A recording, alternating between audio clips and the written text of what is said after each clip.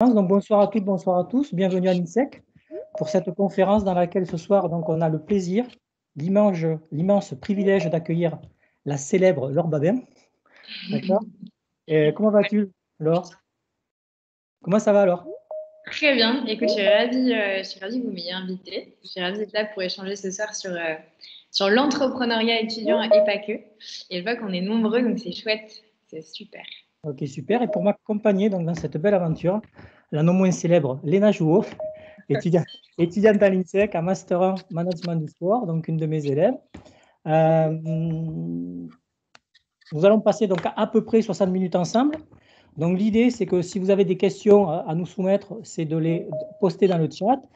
Et de façon intermittente, moi-même ou Léna, allons les recueillir et les soumettre donc à Laure Babin, ici présente. Ce que je te propose, Laure, c'est d'attaquer tout de suite avec une première question. Alors, on a recueilli un certain nombre de questions qui ont été postées la semaine dernière par les étudiants. Très bien. Et la première question donc, que j'ai envie de te poser est la suivante. Si tu devais résumer ton parcours, Laure, l'origine de ta conscience écologique, en une phrase, de quelle manière André. Je m'entends en écho. J'ai pas vraiment de déclic comme pourraient l'avoir d'autres porteurs de projets. Moi, c'est plus une réflexion que j'ai menée durant de nombreuses années en me disant que j'ai envie d'entreprendre. Je sais que j'ai envie de créer ma boîte, mais pour ça, j'ai envie d'intégrer la RSE, j'ai envie d'intégrer l'impact, que ce soit une entreprise à impact environnemental, parce que j'ai grandi à la campagne et que j'ai toujours eu cette prise de conscience. Au final, j'ai toujours eu ces convictions-là. Et il y a eu quelques étapes aussi qui m'ont fait réfléchir, notamment durant des stages à l'étranger. Et donc voilà, je me suis dit, je veux créer une entreprise qui soit responsable et qui ait du sens. Ok. Phrase à peu près. Du coup, justement, tu as parlé de tes stages. Est-ce que tu peux nous parler, parce que de ta passion pour les baskets jusqu'au financement de la campagne Ulule, il a dû se passer beaucoup de choses. Est-ce que tu peux nous parler de ton parcours, donc de tes études, tes stages, du soutien que tu as reçu de l'IAE, de ton projet entrepreneurial et tout ça? Au niveau du parcours même des études, j'ai commencé par faire un BTS TI, un BTS Commerce International à Angers, parce que je suis originaire d'Angers de base, où j'ai fait un premier stage à l'étranger dans une entreprise de chaussures qui s'appelle Mipacha, aux Pays-Bas, et pour lesquels je suis restée responsable service client en télétravail durant mes études pendant bien 2 ans, il me semble. Donc, ça m'a permis d'aborder un peu le marketing, les services clients dans sa globalité. Après, je suis arrivée à Bordeaux. J'ai passé les concours IAE. J'ai pas mal d'amis qui sont allés à l'INSEC et on s'est un peu séparés, IAE et l'INSEC. Donc, j'ai fait une licence en management international. J'ai fait un stage au Cambodge, justement, j'ai eu un peu cette prise de conscience écologique parce que là-bas, en Asie, le plastique est utilisé à foison. Puis, j'ai continué sur un master en marketing. Là, j'ai fait un stage au Pérou. Et ensuite, toujours dans le textile. J'ai fait une année de césure pour réfléchir un peu sur mon projet entrepreneurial, pour un peu poser les bases et me dire voilà, qu'est-ce que je veux faire. Et en dernière année de master, c'était cette année, j'ai fait une année en business développement. Et donc, c'est pendant cette année, en parallèle des études, que j'ai développé l'EDA. Donc, oui, c'est possible d'être étudiant et de développer un projet entrepreneurial à côté. L'un est compatible avec l'autre, il n'y a aucun problème à ce niveau-là. Au niveau du parcours, à peu près, j'ai rien oublié. Ah oui, et si l'IAE m'a accompagnée, en fait, à l'IAE, comme à l'INSEC, il y a un incubateur qui permet aux étudiants qui ont un projet, même une idée en fait, de le développer. Moi, ce que ça m'a apporté concrètement, l'accompagnement un petit peu superficiel parce que c'est un rendez-vous mensuel, donc c'est pas superficiel, mais c'est assez restreint. Mais c'est surtout, ça permet d'avoir un lieu, de se dire, voilà, en dehors des cours, je bosse les cours, et en dehors des cours, j'ai un lieu pour pouvoir bosser mon projet. Il y a un vrai cadre, on est avec d'autres porteurs de projets, étudiants aussi, donc on est confrontés aux mêmes problématiques. Moi, je sais que ça a été essentiel parce que j'avais besoin voilà, de ce lieu-là, que ce soit ni chez moi, ni au niveau des cours, pour pouvoir me dire, voilà, j'ai 3 heures, j'ai 4 heures pour bosser sur Zeta. Et je pense que ça a été déterminant dans le projet. Donc, ils m'ont accompagnée à ce niveau-là. Et voilà, à peu près sur le parcours, c'est à peu près tout. J'ajouterais peut-être que comment dire, j'ai pas eu envie de créer une entreprise du jour au lendemain. C'est quelque chose auquel je pense depuis les débuts des études supérieures, depuis la sortie du bac. En fait, j'ai eu plein d'idées. Je crois que tous mes proches le diront. J'avais une idée chaque année et finalement, j'allais pas au bout. Donc, c'est quelque chose que j'ai laissé mûrir jusqu'à temps que je me sente prête et me dire voilà, je pense que j'ai les compétences nécessaires. Je n'aurais pas eu forcément tout ce recul à 18, 19, 20 ans. Finalement, j'ai attendu d'avoir 23 ans et d'avoir acquis suffisamment de compétences, d'avoir fait des stages pour me dire voilà, cette année, c'est la bonne, je me lance, je me sens prête et c'est parti. Ok, super. Ce week-end, je lisais un article sur le secteur de la mode, donc je considère que tu fais partie du secteur de la mode. Un article dans lequel était décrié donc, ce secteur, notamment sur son impact non écologique et son non-respect des droits de l'homme. Comment tu te positionnes, toi, avec la marque Zeta Shoes par rapport à ça? En fait, ce qu'il faut savoir, c'est que à l'heure actuelle, la majorité des baskets qu'on porte, Nike, Adidas, voilà, la grande majorité est fabriquée à l'autre bout du monde. Pour 95% de la production, c'est fabriqué en Asie, que ce soit en Chine, au Vietnam, au Bangladesh, etc. Et à partir de matériaux qui sont super polluants. Ce qu'on a au pied, c'est fabriqué à partir soit de plastique, Un donc peu de mieux, polyester. Comment? Non, c'est rien, c'est une voix d'extraterrestre. De plastique. On a invité tout le monde, on a invité tout le monde. De plastique, de coton, de polyéther ou encore de cuir. C'est des matériaux qui sont super polluants. Donc voilà, à l'heure actuelle, c'est le constat qu'on fait. Comment on se positionne? On a essayé de prendre le contre-pied, de se dire, voilà, comment d'un produit qui coche toutes les cases, tout ce qu'il ne faudrait pas faire dans l'industrie de la mode, comment est-ce qu'on peut le rendre beaucoup plus écologique, que ça a un impact à la fois environnemental, mais à la fois social, qu'on ne nuise pas aux personnes qui les fabriquent.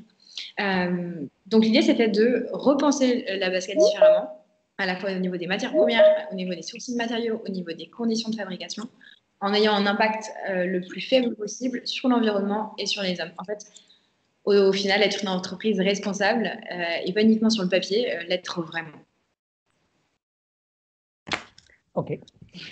Bon, tu l'as un peu défini, mais alors concrètement, si tu pouvais résumer, pour toi, être une entreprise responsable, c'est quelques mots.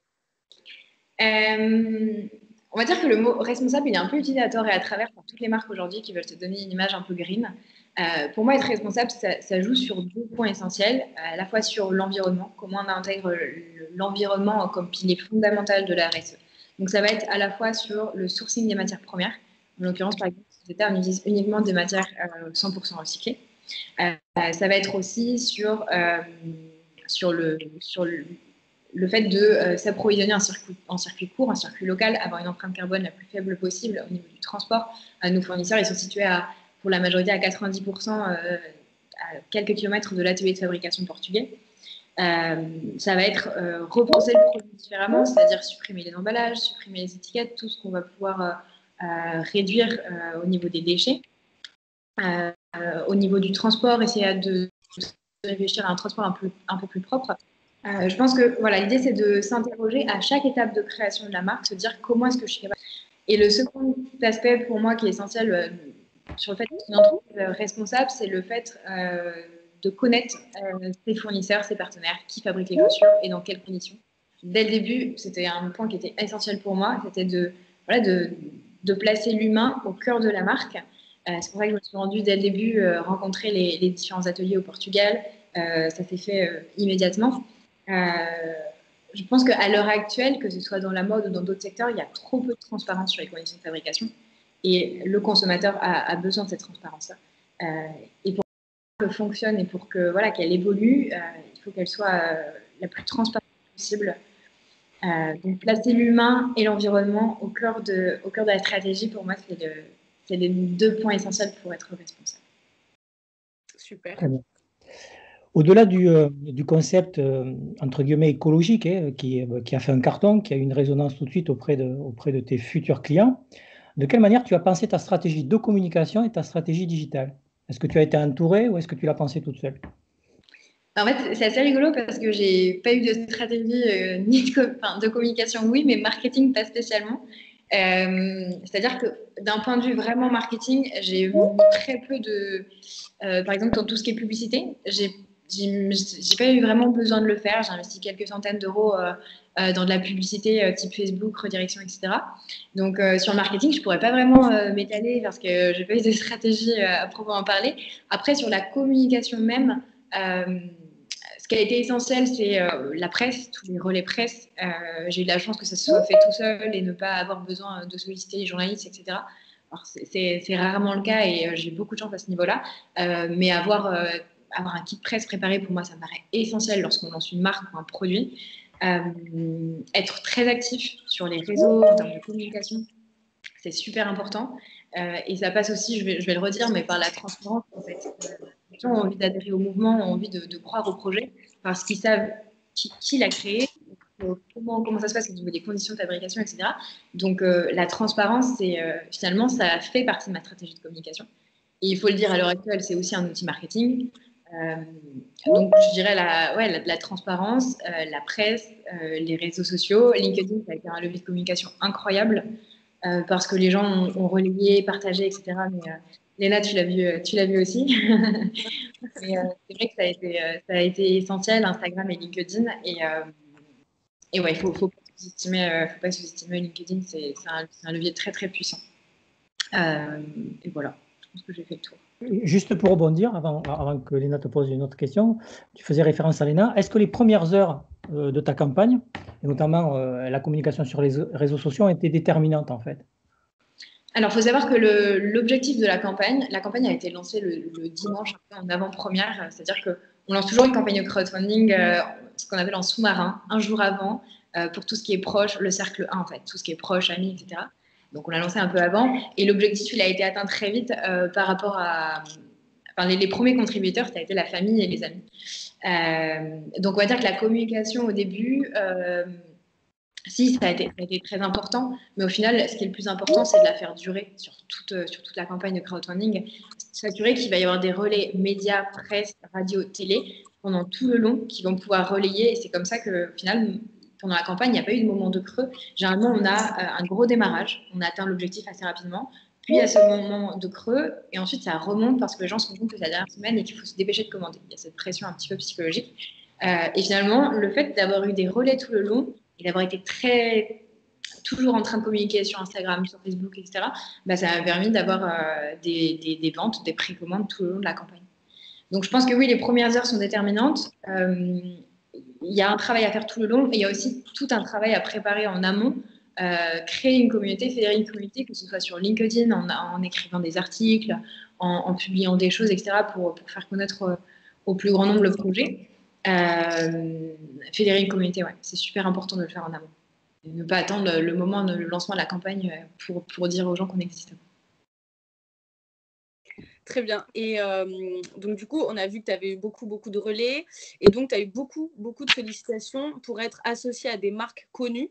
Et toi, quelle stratégie tu vas mettre en place par rapport à ça? Je pense que le plus compliqué quand on se lance et que ça marche un petit peu, c'est justement de choisir les bons relais, les bons partenariats. Il y en a eu beaucoup. Pour le coup, il y a beaucoup de marques en fait qui tout simplement ont vu l'aspect business et qui ont envie de tirer prendre leur part du gâteau. Je ne sais pas si ça se dit, mais des marques qui étaient qui sont un peu en train de s'éteindre. Genre il y a eu Kiabi, Camailleux, Minelli, qui forcément ont envie d'essayer. Je pense qu'il ne faut pas aller trop vite et l'image de l'État elle est encore en pleine construction. L'identité de marque elle est encore en train de se construire doucement. En s'associant à une marque, forcément, on associe son image à cette marque-là. Donc, je pense que c'est pas très stratégique. C'est bon d'avoir des partenariats qui peuvent être un peu plus sur le long terme. Mais à l'heure actuelle, l'idée, c'est vraiment de se construire en tant que marque digitale. D'abord, d'affirmer son identité. Voilà, Zeta, c'est une marque de basket. On va faire de la basket, on va faire de la chaussure. Puis petit à petit, peut-être laisser transparaître des collaborations. Mais voilà, dans l'idée, on va dire que moi, dans l'idée que j'en ai, Zeta, c'est une marque assez jeune, c'est une marque assez drôle. Et j'ai pas spécialement envie d'avoir des collaborations un peu classiques. Mon rêve, ce serait d'avoir une collaboration avec Ricard et de faire la Alpha 51 pour les jeunes. Parce que je suis une grande fan de Ricard. Mais je trouve que sortir des sentiers battus comme ça, ce serait chouette en fait, d'aller sur un terrain où on ne nous attend pas. Je pense notamment, il y a une une super marque de chaussettes dernièrement, Label Chaussettes, qui a fait une collaboration avec la RATP, je ne sais pas si vous l'avez vu, et qui du coup a peint sur un chef. En fait, c'est génial, ils ont fait vachement parler d'eux parce qu'on ne les attendait pas ici.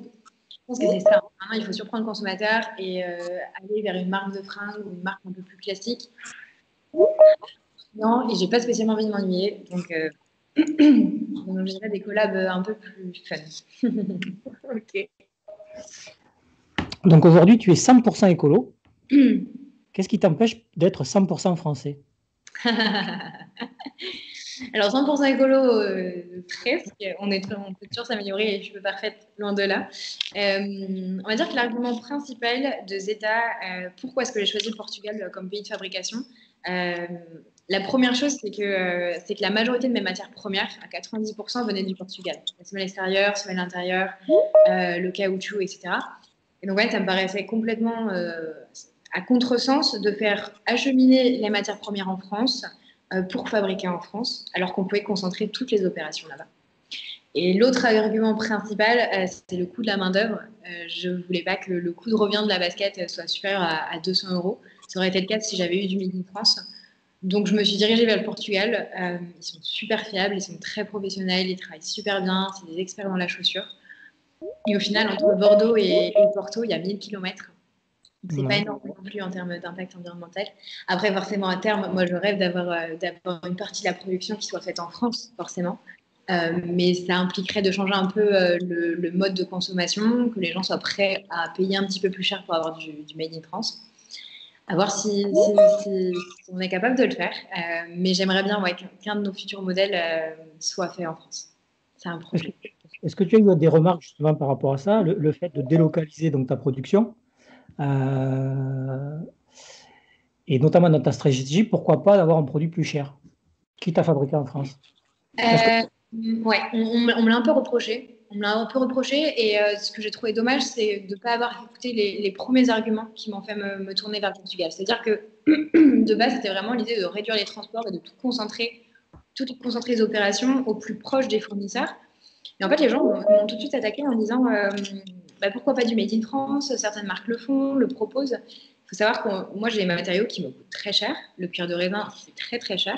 On produisait en France, la basket, on aurait un coût de revient de 200 euros. Donc oui, il y a eu quelques attaques. Et après, il faut simplement se justifier. C'est toujours une question de être transparent et pouvoir justifier ses choix. Je pense que les gens sont à même de le comprendre. Mais oui, pour satisfaire ces consommateurs insatisfaits, il faudrait faire un modèle en France. Ouais, je suis d'accord. Ok. Bon, là, on voit qu'on est dans un contexte économique qui est assez particulier. Pour l'instant, tu fais tout en digital. C'est quoi la stratégie que tu vas mettre en place pour faire grandir ton entreprise? Est-ce qu'il va y avoir une boutique en physique? Est-ce que tu vas te tourner vers le textile? Est-ce que tu vas produire d'autres choses? Ou pour l'instant, c'est vraiment tu restes sur la basket et on verra après? De base, quand j'ai établi mon business plan et quand je me suis dit comment est-ce que je vais développer la stratégie d'État, je m'étais dit, je vais faire 60 des ventes en B2C, parce que c'est là où ça nous rapporte le plus, et 30% en B2B, donc via des boutiques, mais qui, elles, vont prendre une marge importante. L'idée, c'était vraiment de gagner en visibilité et de se faire connaître. J'ai eu la chance de me faire connaître, la marque rapidement, donc ne pas forcément avoir besoin de passer par ces leviers de boutique pour gagner en visibilité. En revanche, je pense que c'est quand même essentiel pour certaines personnes de toucher le produit, d'essayer. Ça reste une chaussure. On ne commande pas des cosmétiques. On a besoin de tester le produit et d'essayer. Donc, je vais forcément avoir besoin de quelques leviers en B2B. Après, libre à moi de choisir ceux qui vont être stratégiques ou pas, peut-être à Bordeaux, à Paris. Et puis le contexte actuel, comme tu l'as dit, fait que à l'heure actuelle, les boutiques sont. Il faut aussi peut-être développer un autre axe. Donc pour le moment, ça va être purement de la DNVB, du e-commerce, et puis petit à petit peut-être se développer en B2B. Et au niveau de la stratégie même, on va dire que j'ai envie que Zeta soit vraiment une marque de basket, une marque de chaussures. C'est comme ça que je l'ai pensé. Et après, bien sûr, j'ai envie de me diversifier. On fait des chaussettes. On a déjà prévu un peu de textile. On a quelques projets. Donc oui, à terme, j'aimerais que ce soit une marque de chaussures avec des accessoires et d'autres collabs. Ok. Donc, tu délocalises la production hein, pour une problématique de coût. Concernant la matière première, est-ce que tu peux nous dire quelques mots sur ta stratégie en fait, d'approvisionnement? Le cuir de raisin. Ouais. Le cuir de raisin, il a beaucoup fait parler de lui. Et je pense que c'est aussi grâce à ça que Zeta a fonctionné. Le cuir de raisin, il vient d'Italie. Alors, je n'en suis pas à l'origine, malgré ce que certains médias ont pu dire. J'ai pas fait d'études d'ingénieur. C'est un matériau qui a pris 10 ans avant d'être mis au point. Donc, en fait, ce sont les restes des vendanges, le marc de raisin, donc tout ce qui est résidus, pépins, tout ce qui reste après les vendanges, qui va être mixé avec d'autres matières recyclées, qui va être étalé en une pâte, qui va être teinte pour en faire du cuir qu'on viendra assembler sur la chaussure.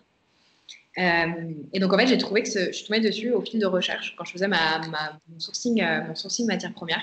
Je me suis dit, bingo, ça colle parfaitement avec l'image zéro déchet de Zeta, puisqu'on réutilise les restes des vendanges pour en faire du cuir.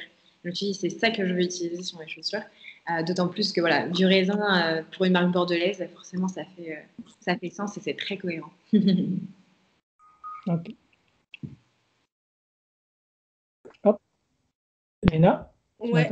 okay, oui. Du coup, tu nous as parlé un peu au début des gens qui avaient cru en toi et de ton environnement.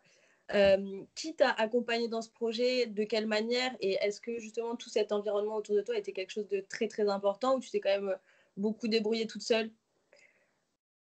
En fait, je suis pas née dans une famille d'entrepreneurs et personne n'a fait de commerce autour de moi. Donc, j'ai pas pu forcément m'entourer au niveau des compétences de mes proches ou de ma famille. J'ai eu quelques amis qui m'ont aidé sur des éléments clés, par exemple des amis qui étaient en plus comptabilité, etc., qui m'ont aidé sur les chiffres, sur la partie financière.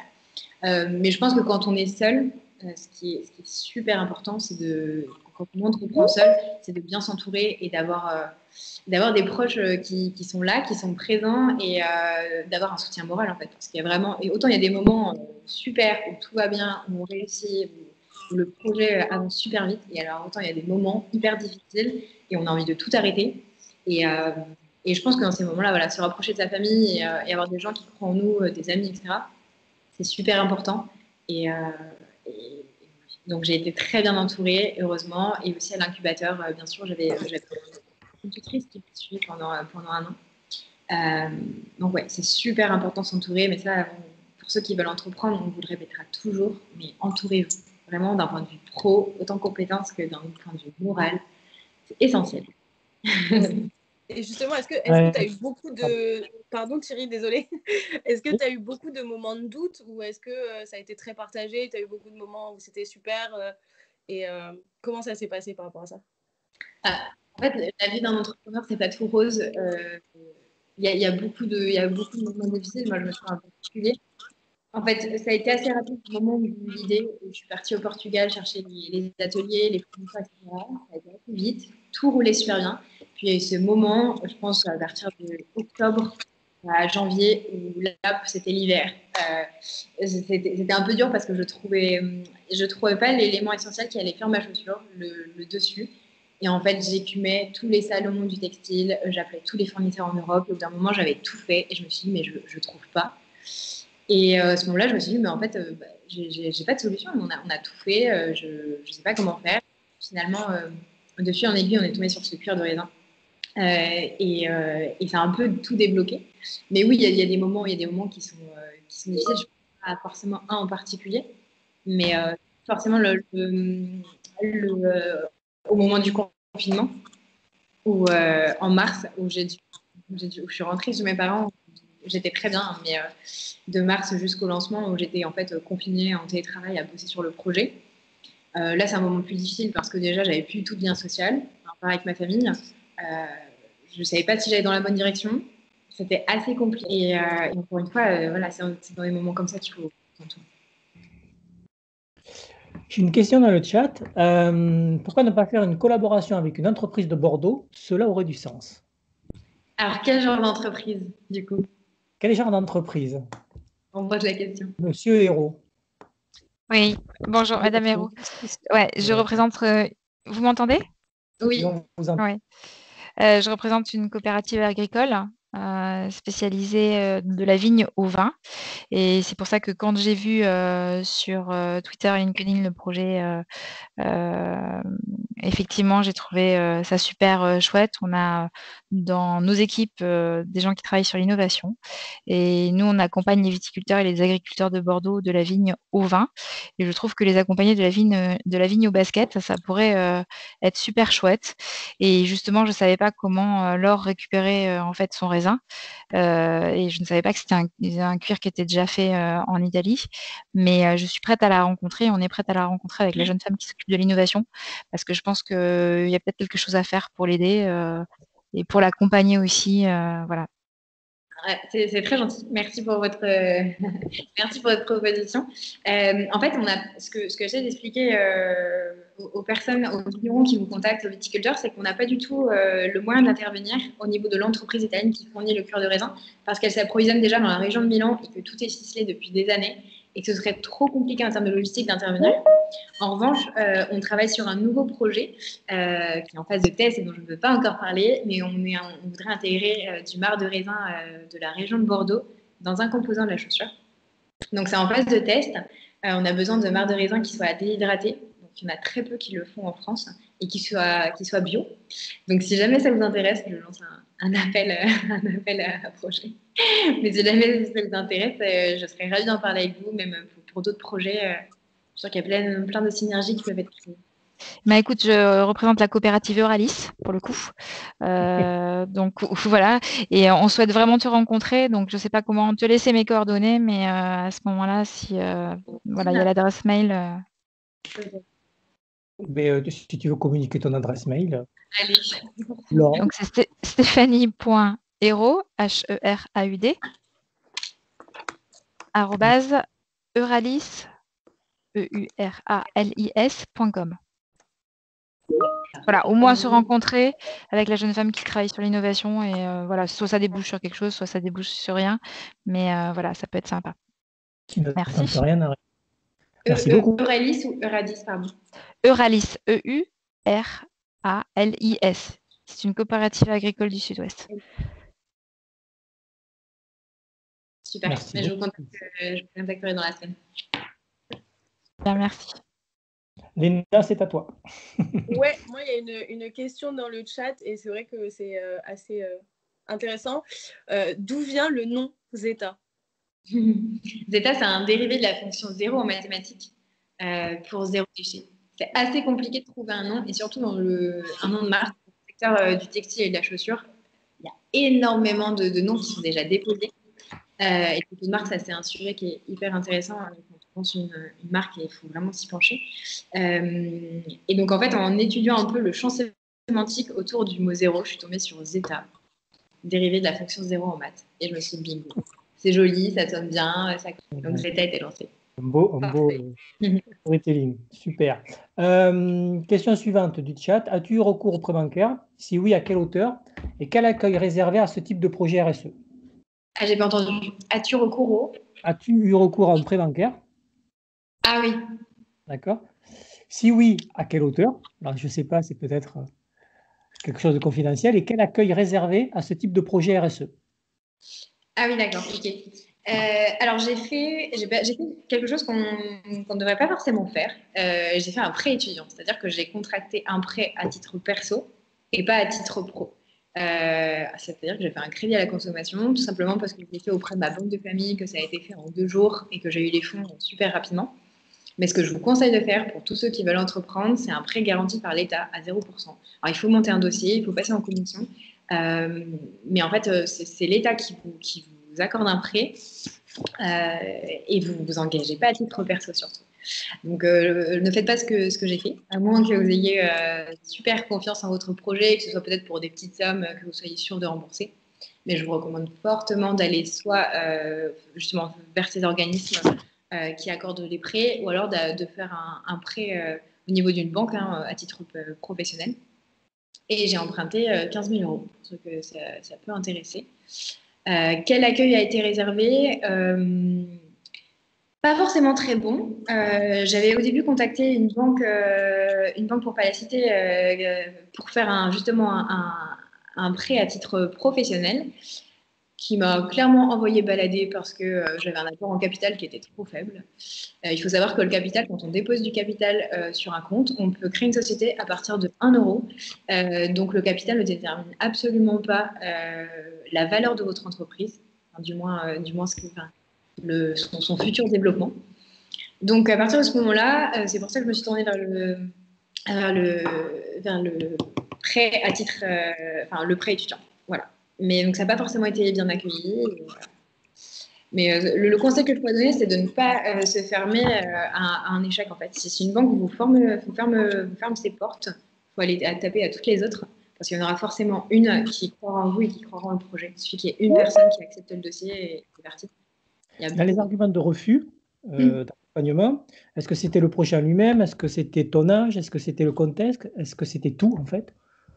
Le contexte, je ne pense pas, parce que j'avais été les voir, c'était en octobre, novembre. Donc à ce moment-là, spécialement, on ne parlait pas encore de Covid. Je pense que le fait que je sois étudiante, ça a dû freiner. J'avais un dossier, que j'avais bien préparé mon dossier, etc. Donc, je ne demandais pas du tout une grosse somme. À l'époque, c'était un tout petit prêt. L'argument de le capital est trop faible, je l'ai trouvé mais ridicule. C'est ridicule. Surtout que c'est un projet qui est dans l'air du temps. En fait, je trouvais ça simplement dommage qu'ils n'essayent pas d'accompagner un étudiant entrepreneur et de se dire bon, je vais lui laisser sa chance. Je vais lui donner une toute petite somme. C'est juste qu'ils étaient plus intéressés par des projets qui allaient avoir un gros capital. Donc, honnêtement, ne pas se fermer parce qu'une banque vous claque la porte au nez. Le nombre d'entrepreneurs qui ont essuyé 10 refus avant d'avoir une banque qui accepte le projet, il y en a 1000. Donc, faut croire au projet et ne pas se laisser marcher dessus. Ok. Et là, je vous. C'est à vous. C'est à moi. Non, il y a quelqu'un du coup dans le chat pareil qui demande du coup après avoir eu ce refus de la banque, pourquoi tu n'as pas fait appel à des investisseurs pour le projet? C'est une chose qui est un peu différente d'avoir des investisseurs et d'avoir des fonds propres. Depuis le début, l'idée c'était vraiment de pouvoir me financer de façon indépendante. Il faut savoir que quand on fait rentrer des investisseurs au capital, alors après voilà, tout dépend du pacte d'associés, mais ils prennent part à l'entreprise, donc ils vont avoir un rôle dans les décisions. Et c'était pas du tout mon souhait. Je sais exactement ce que je veux. J'ai pas voulu m'associer, j'ai pas voulu d'investisseurs ni business angel. Je voulais rester seule le plus longtemps possible et seule sera jusqu'à ce que ce soit encore possible. S'il y a un conseil que je peux recommander, c'est le fait de rester indépendante tant que c'est impossible. Donc, non, pas d'investisseur. Très bien. Tu veux continuer, Léna? Ouais, on peut continuer avec les questions qu'on avait prévues. Du coup, comment? Vas-y. Très bien. Nous, on voulait savoir aussi, parce qu'on a des cours avec Monsieur Lauré de préparation mentale et du coup, on est assez axé sur ça. Et donc, au quotidien, on voulait savoir de quelle manière tu nourris ton imagination et tu consolides ta motivation. Ce qui m'a beaucoup aidé quand j'étais pendant le confinement, je me suis réinvestie pendant le confinement, c'était tous les podcasts qu'on pouvait écouter sur Spotify. Et moi, j'ai beaucoup aimé la chaîne Entreprendre dans la mode, parce que c'est dans la mode, mais il y a beaucoup de sujets différents, même sur l'entrepreneuriat. Là, ça m'a clairement motivée. Après, sur YouTube, j'ai adoré les vidéos de Guillaume Gibaud, le fondateur du slip français. Qui avait lancé une chaîne qui s'appelait J'y vais mais j'ai peur mais j'y vais. C'était trop bien. Et franchement, il donnait des tips en fait qu'on n'avait pas forcément entendus ailleurs, qui étaient vraiment top. Donc ça m'a vraiment aidé. En fait, il y a beaucoup de choses. Je pense qu'il y a beaucoup de ressources sur Internet. Enfin, clairement, de vidéos, de podcasts qui peuvent vous aider. Si on veut entreprendre. Et d'inspiration, je regardais beaucoup ce qui se faisait ailleurs en termes de start-up à l'étranger. Il y a beaucoup d'idées qu'on peut reprendre, nous, en France, qu'on peut encore développer. Donc, bien regarder ce qui se fait un peu partout, je dirais. Ok, super. Ok. Question suivante du chat toujours. De quelle manière gères-tu toutes tes activités de back-office? Alors, je n'ai pas totalement compris la question. Activité de back-office? Ouais, de back-office, d'accord? Les activités support, c'est-à-dire tout ce qui arrive, tout ce qui te permet au quotidien d'assurer ta production, d'assurer ta gestion des réseaux sociaux, ta communication. Tous les supports. Alors, je ne sais pas si je suis très bonne pour répondre à cette question parce que moi, je travaille encore vraiment à l'ancienne. La question, c'est est-ce que tu le fais toi ou est-ce que tu es accompagné en fait? D'accord. Non, je gère tout, que ce soit développement produit, fournisseur, logistique, communication, marketing. Alors depuis un mois, il y a Anne qui m'a rejoint, qui est en alternance sur toute la partie marketing com et qui m'aide un grand soutien et qui gère notamment au service client parce que le service client c'est essentiel et on reçoit beaucoup de mails. Mais non, back office, du coup on est deux. Enfin, on est deux au quotidien. J'ai bien répondu à la question. Très bien.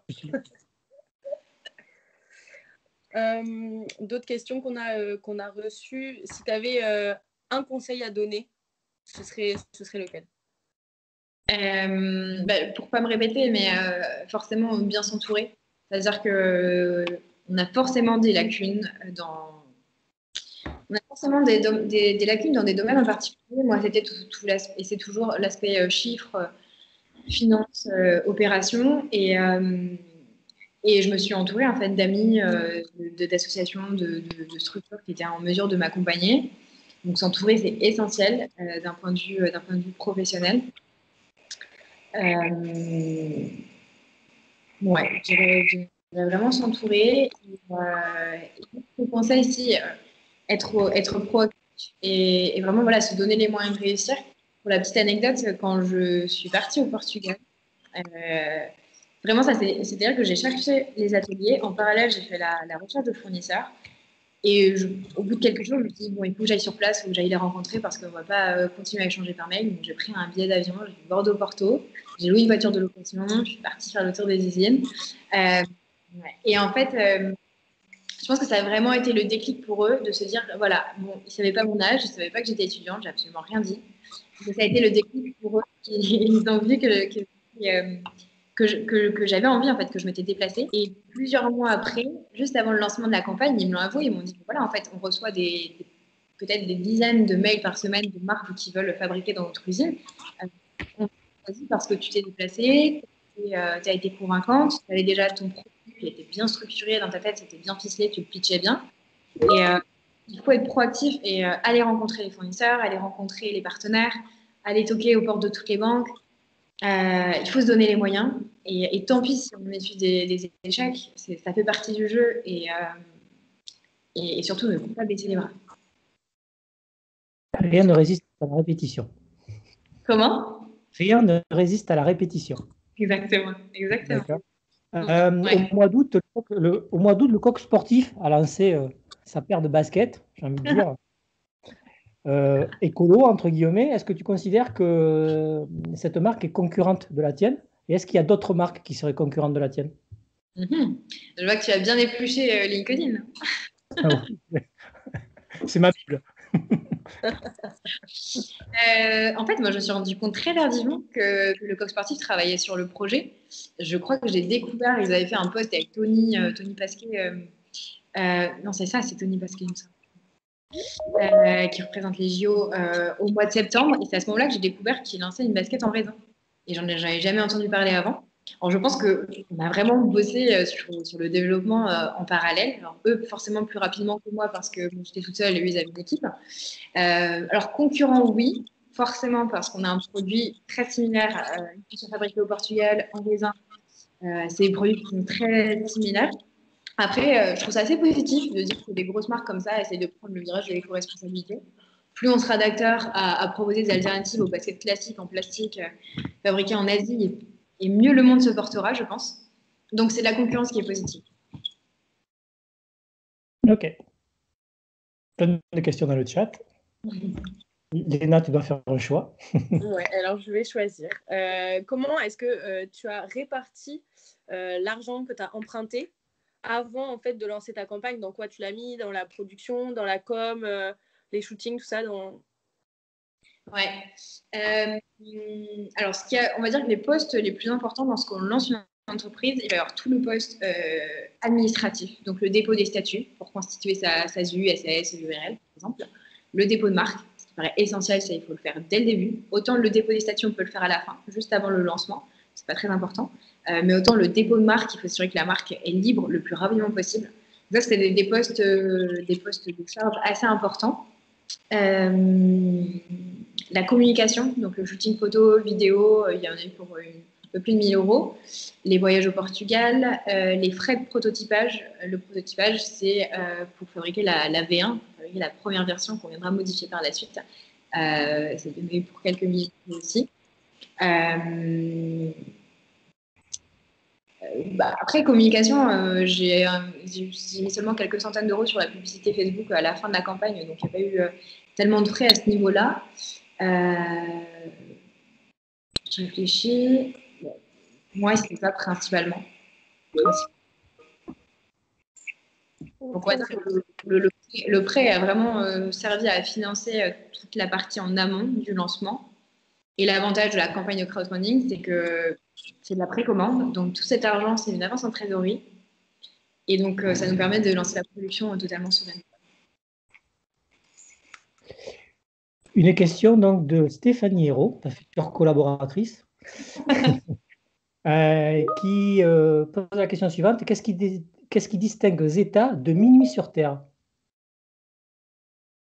Je ne sais pas ce que c'est Minuit sur Terre. Minuit sur Terre, c'est une marque de chaussures vegan qui a été lancée en 2016, peut-être, en 2015. Un petit peu avant moi. Donc, une marque de chaussures vegan qui s'adresse principalement à des femmes. La caractéristique principale, c'est vegan. L'objectif de Zeta depuis le début, c'était de faire 0 déchet, du 100% recyclé. C'était vraiment la ligne conductrice du projet. Et en fait, il y a des similarités dans nos marques, puisque on propose toutes les deux une basket en raisin, à partir de cuir de raisin.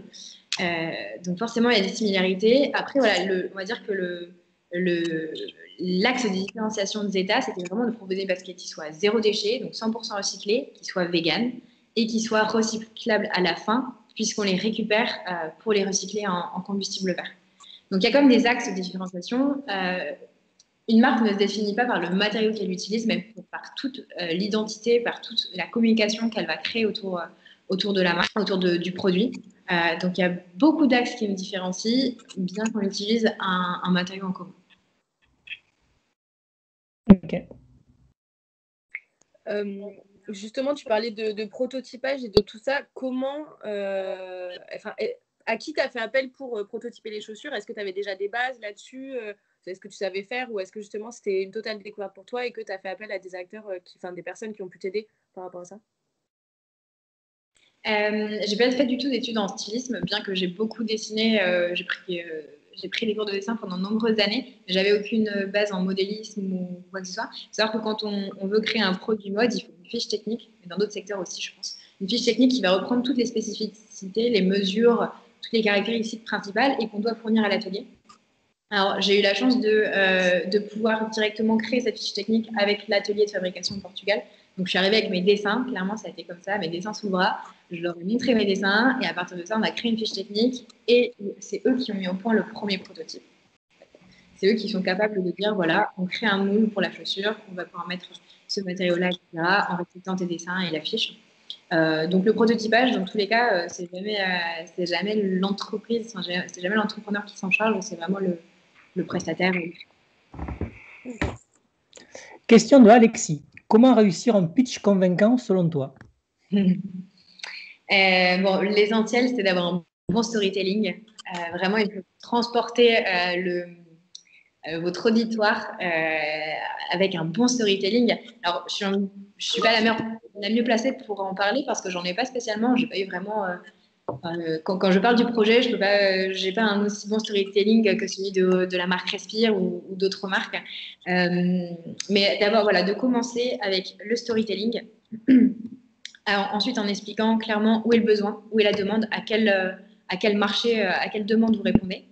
Ensuite, préciser le concept, bien préciser le concept et l'idée, pour que ce soit très clair dans l'esprit de la personne qui vous écoute. Et ensuite, la façon dont vous allez procéder. Je pense qu'un pitch, il est convaincant quand il dure pas plus d'une minute. On prend souvent l'exemple de l'elevator pitch. C'est-à-dire que si vous croisez quelqu'un dans l'ascenseur, en une minute, vous pouvez lui avoir raconté le concept. En une minute, vous êtes capable normalement d'expliquer à votre grand-mère, à votre petit frère, à une personne que vous rencontrez en soirée, votre pitch. Et il faut que ce soit très clair pour n'importe quelle personne. Ok. On a une autre question. Est-ce que tu prévois de développer Zeta à l'étranger? Oui, c'est prévu. Alors, on a déjà eu pas mal de commandes de l'étranger pendant la campagne. Ça a été assez rigolo de voir la portée que ça a eu en si peu de temps. Il y a eu des commandes à Hong Kong, Canada, États-Unis, Australie, beaucoup. Donc, c'est assez rigolo de voir comme c'est parti partout et pas uniquement à des expats. Il y a eu aussi quelques personnes, des locaux. Donc, c'était assez rigolo. L'idée, c'est vraiment d'abord de bien asseoir on va dire, la notoriété en France d'un point de vue national. Et puis ensuite aller progressivement vers d'autres marchés, la Belgique, l'Espagne, des pays limitrophes, la Suisse aussi, et progressivement, oui, se faire connaître en Europe. Question de Romain. Combien d'essais, modifications, maquettes ont été réalisés avant d'obtenir le produit final? Mais ce qui est assez rigolo, c'est qu'on avait tellement bien défini le premier produit qu'on voulait, tout était tellement clair au niveau des détails, au niveau du logo, des matières, des impressions, etc., qu'on n'a pas eu réellement. On a fait. La première version, c'était en janvier. Ensuite, il y a eu le confinement, donc ils me l'ont envoyé. J'ai redessiné dessus, j'ai renvoyé au Portugal. Ils ont refait un modèle et on a fait ça encore 2-3 fois avant d'arriver au modèle final. Ça a été assez rapide au final. Il y a eu quelques petits échecs au niveau de la broderie, au niveau de l'impression sur la languette, quelques petits trucs qui n'allaient pas. En fait, on avait tellement bien défini, le projet à l'origine. On avait tellement bien travaillé sur le sourcing des matériaux, sur la qualité des matériaux, que ça a été assez rapide. Okay. Il y a aussi quelqu'un qui nous demande quand est-ce qu'on pourra acheter des baskets Zeta. Est-ce qu'on peut toujours les précommander ou pas? La campagne de précommande, elle s'est terminée il y a 1 mois à peu près. Là, c'est parti en production. Donc, la première production va permettre de livrer les contributeurs Ulule. C'est assez compliqué parce qu'on a pas mal de délais au niveau des fournisseurs de chacun des composants des matières premières. Par exemple, on a un retard au niveau des semelles extérieures et sans les semelles, on ne peut pas fabriquer les chaussures. Donc, en fait, on ne peut pas lancer le site tant qu'on n'a pas reçu notre stock. Donc, on aimerait réouvrir les précommandes à partir de décembre parce que je sais qu'il y en a beaucoup qui veulent faire des cadeaux de Noël, des cartes cadeaux, etc. On reçoit beaucoup de mails tous les jours. Donc, à partir de décembre, j'espère le commerce sera de nouveau. Question de Laura. Question sympa. Qu'est-ce qui t'a fait dire que ça allait fonctionner? Alors là, rien du tout.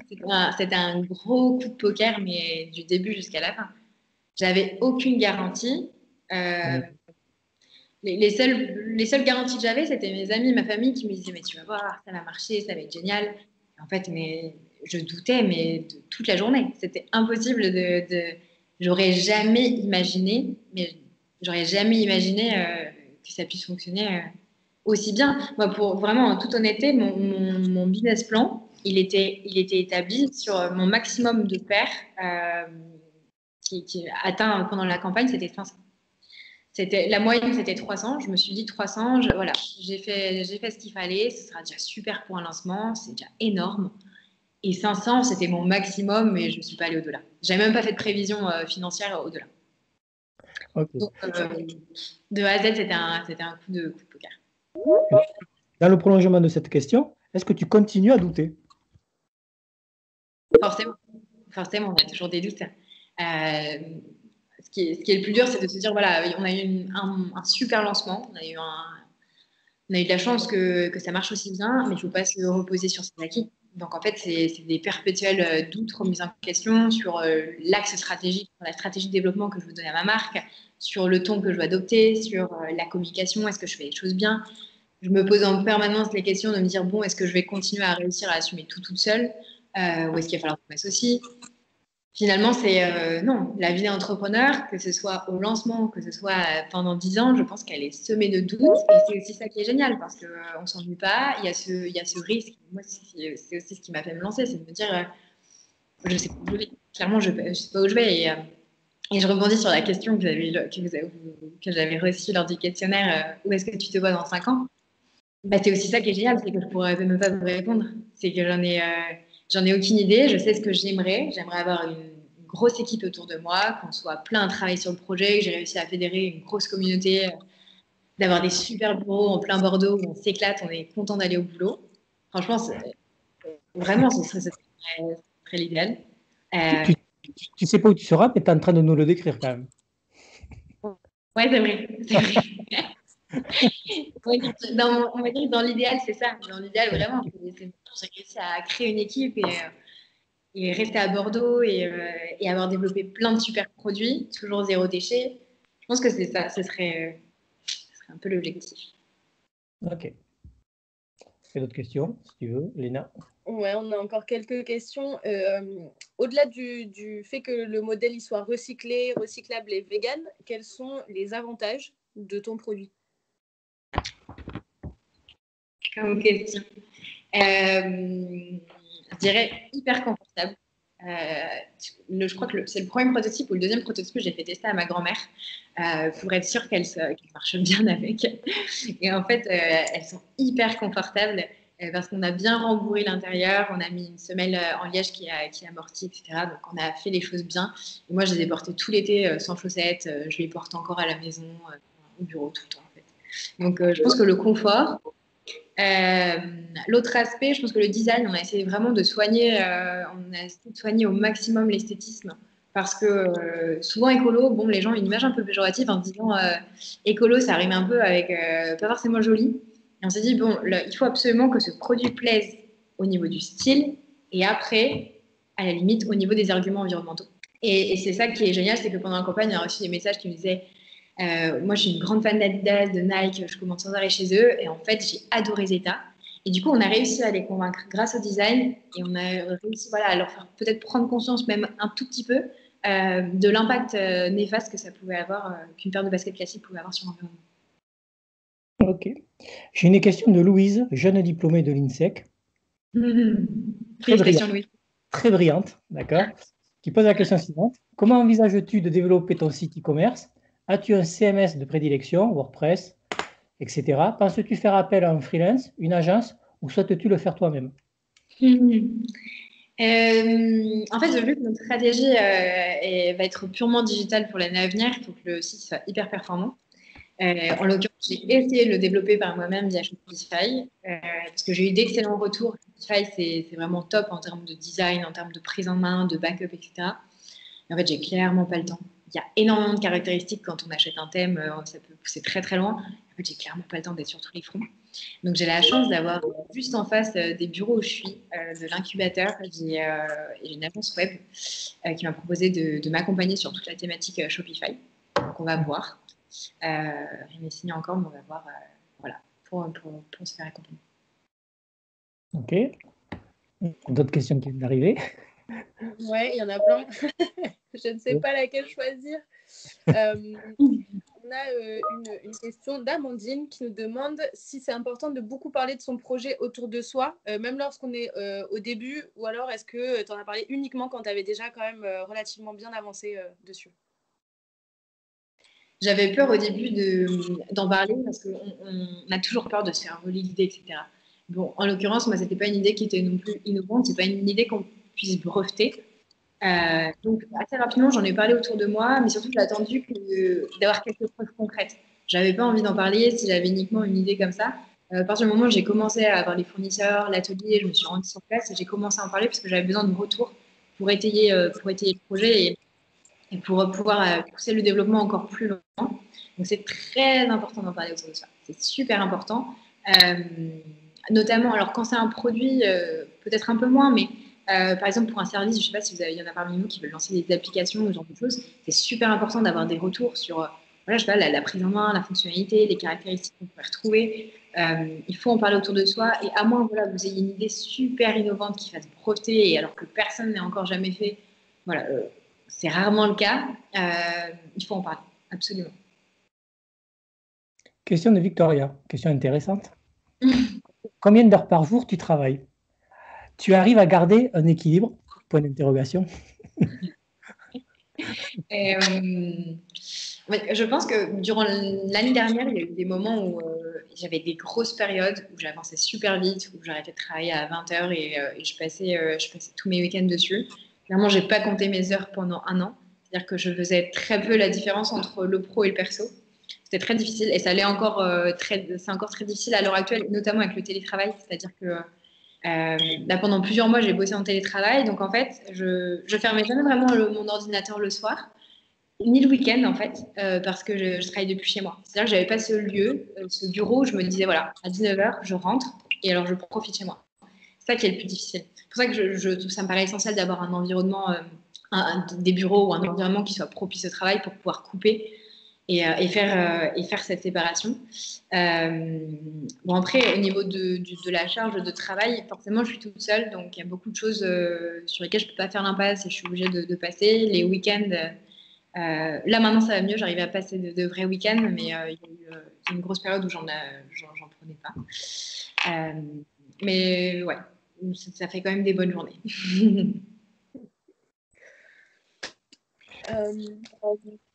Peut-être prendre dans les dernières questions qu'on a reçues, à quel prix sont vendus tes baskets? Et est-ce qu'il y a des modèles hommes, femmes, enfants? Elles sont au prix de 129 €, prix public. Donc elles seront à ce prix-là sur le site internet. Et donc c'est un modèle unisexe, femmes et hommes. Et on a de plus en plus de demandes pour des modèles enfants. Donc c'est un projet qu'on a pour l'année prochaine, pour la rentrée prochaine. À voir si vraiment il y a une demande à ce niveau-là, parce que les pieds des enfants, ça grandit assez rapidement. Et même si ce seront des modèles réduits, ça reste, on doit quand même utiliser les mêmes matériaux, donc ça reste assez cher. À voir s'il y a de la demande à ce niveau-là, mais ce serait trop chouette. Ouais. Moi, j'ai une question. Est-ce que tu pourrais nous parler de ton projet Zetapéro auquel j'ai participé vendredi dernier? Je me souviens d'avoir vu, maintenant ça monte bien, je regardais la vidéo et je t'ai vu apparaître. Très actif sur les réseaux. Zetapéro, en fait, on s'est dit, quand le confinement est arrivé, on s'est dit, il va falloir qu'on soit un peu... tout le monde va être sur son téléphone. Il va falloir qu'on soit hyper actif. Ok, il n'y a plus de verre en terrasse. Moi, ça me manque terriblement, mais on va essayer de le remplacer par autre chose. Et on s'est dit, pourquoi pas inviter un entrepreneur chaque semaine pour faire un Zetapéro, un live, et parler d'une thématique en particulier. La première semaine, on a invité OE, qui est une marque de vin engagée, vegan, etc. Donc pour parler dégustation de vin, voilà. La semaine dernière, c'était Célia de Oumaï pour parler sur la thématique du plastique et comment toutes les alternatives. Et la semaine prochaine, cette semaine, on va parler du voyage engagé et durable. On va faire bouger. Là, c'est un peu compliqué de voyager en ce moment, mais on va essayer de parler voyage. Moi, j'ai une dernière question, ça sera la mienne, parce qu'il y a des questions qui sont en référence avec l'incubateur et je parle souvent de l'incubateur INSEC aux étudiants qui n'ont pas tous l'information. Est-ce que tu pourrais nous parler de l'importance de l'incubateur dans ton projet? Oui, totalement. J'en ai un petit peu parlé au début, mais donc en fait, comment ça s'est passé? C'est-à-dire que moi, j'ai eu l'idée, on va dire, le premier semestre de l'année dernière. En septembre, j'ai intégré mon master et donc il y avait une commission pour obtenir le statut étudiant entrepreneur. Je ne sais pas si c'est la même chose au niveau de l'INSEC, peut-être. C'est un statut national qui s'obtient très facilement, on passe en commission. Et à partir de ce moment-là, vous avez accès à un incubateur. C'est important dans le sens où ça vous permet de ne pas être seul, d'avoir plein d'étudiants entrepreneurs, porteurs de projets qui vont rencontrer les mêmes problématiques que vous, qui vont peut-être pouvoir créer des synergies entre les projets, donc c'est super important. Ça vous permet d'avoir un lieu qui est dédié en dehors des cours. Alors, même si c'est dans le même établissement. Mais c'est-à-dire que vous avez votre journée type de 9h à 18h, c'est avec des 18h à 22h, vous pouvez bosser sur le projet. C'est pas chez vous, vous n'allez pas être tenté par faire autre chose. Il y aura toujours du monde prêt à vous aider. Et surtout, vous allez avoir un suivi avec un accompagnant. Je pense que c'est la même chose au niveau de l'INSEC. Vous allez avoir un suivi au niveau de votre projet tous les mois et vous vous sentirez beaucoup moins seul. C'est méga important. Sans ça, je pense que ça a été vraiment la première pierre à l'édifice de me dire je vais me lancer. Ça m'a un peu forcé aussi à me bouger. Okay. Léna. Je l'ai bien vendu. Très bien. Vraiment pour terminer, qu'est-ce qu'on peut te souhaiter pour la suite et quels sont les projets qui sont en cours là? Qu'est-ce qui va se passer pour toi? Me souhaiter que Zeta fonctionne aussi bien que ça a commencé, qu'on réussisse à réunir plein de personnes autour du projet, à rejoindre le mouvement et à éveiller une conscience écologique, chose qu'on a déjà bien commencé. À créer une prise de conscience chez certaines personnes qui ne seraient pas forcément sensibilisées par les enjeux environnementaux et sociaux. Et quels sont les projets à venir? Il y en a beaucoup, principalement de la chaussure. Donc ce fameux projet avec du marc de raisin bordelais sur lequel on travaille. On a un autre projet de basket, de running, de sport 100% recyclé et pourquoi pas made in France. Des baskets enfants. On a une gamme textile aussi qu'on prévoit pour l'hiver. Donc il y a plein de gros projets et beaucoup de travail. Donc je pense me souhaiter aussi de la santé physique et morale pour tenir l'année à venir. Attention aux apéros. Comment? Attention aux apéros. Oui, c'est ça. Justement, ça va m'aider à tenir les apéros. Bon, en tout cas, c'est vraiment tout ce qu'on te souhaite. On te remercie beaucoup. C'était super intéressant. Je pense que tout le monde a adoré. Il y avait beaucoup de monde qui a pu suivre ce que tu as dit. Donc, merci beaucoup d'avoir été avec nous. Merci à tous d'avoir suivi cette conférence. Et puis, on se retrouve très bientôt avec un nouvel invité. On vous en dira plus très vite. Ok, merci Léna. Merci Laure. Merci. À bientôt. Salut, à bientôt. Passez une bonne soirée. Au revoir.